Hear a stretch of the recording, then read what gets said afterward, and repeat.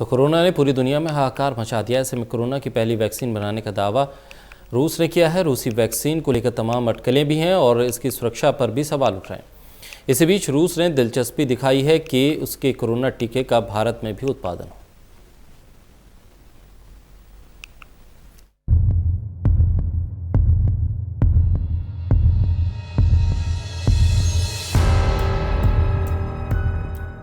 Corona से दुनिया का हर देश परेशान है। ऐसे में सभी की निगाहें आकर रुक गई हैं कोरोना की पहली वैक्सीन पर, जिसे बनाने का दावा किया है रूस ने।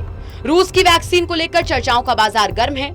ऐसे में अब रूस ने भारत के साथ मिलकर इस वैक्सीन पर काम करने की इच्छा भी जताई है। कोरोना वायरस की वैक्सीन को लेकर रूस के ऐलान के बाद गहमागहमी तेज है। भारत के वैक्सीन निर्माताओं की क्षमता को देखते हुए रूस ने दिलचस्पी दिखाई है कि उसके कोरोना टीके स्पुतनिक वी का भारत में भी उत्पादन हो। रूसी डायरेक्ट इन्वेस्टमेंट फंड के सीईओ ने कहा कि इस बारे में बातचीत चल रही है। रूस ने अपने यहाँ कोरोना वैक्सीन का उत्पादन शुरू कर दिया है। उसने कहा कि इस महीने के आखिर तक ये वैक्सीन रोल आउट कर दी जाएगी। स्पुतनिक वी को लेकर कई साइंटिस्ट का कहना है कि रूस ने तय प्रक्रिया की अनदेखी की है। रूस ने कोविड-19 वैक्सीन का पहला बैच तैयार कर लिया है। स्वास्थ्य मंत्रालय के हवाले से एक न्यूज एजेंसी ने ये जानकारी दी है। कुछ वैज्ञानिकों को डर है कि वैक्सीन को तेजी से अप्रूवल देकर मॉस्को ने अपनी प्रतिष्ठा दांव पर लगा दी है। स्पुतनिक वी प्रोडक्शन में जाने वाली दुनिया की पहली वैक्सीन है और रूस ने उसे इस महीने के आखिर तक उपलब्ध कराने की बात कही है। आमतौर पर हजारों लोगों पर ट्रायल के बाद टीके को अप्रूवल मिलता है, मगर रूस ने पहले ही इसे हरी झंडी दे दी है। वैक्सीन का नाम स्पुतनिक वी इसलिए रखा गया है क्योंकि सोवियत यूनियन ने दुनिया का पहला सैटेलाइट भी इसी नाम से अंतरिक्ष में भेजा था। राष्ट्रपति व्लादिमीर पुतिन ने दावा किया है कि वो वैक्सीन पूरी तरीके से सेफ है और उनकी एक बेटी को भी टीका लगा है। रूस ने स्पुतनिक वी नाम से जो वैक्सीन तैयार की है उसका उत्पादन भारत में भी हो सकता है।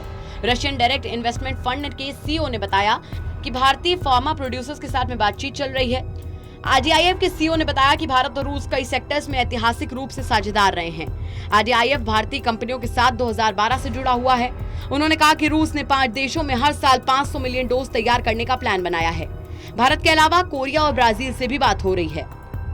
रूस का दावा है कि स्पुतनिक वी के फेज 1 और फेज 2 ट्रायल में सभी वॉलंटियर्स पर इसका असर हुआ।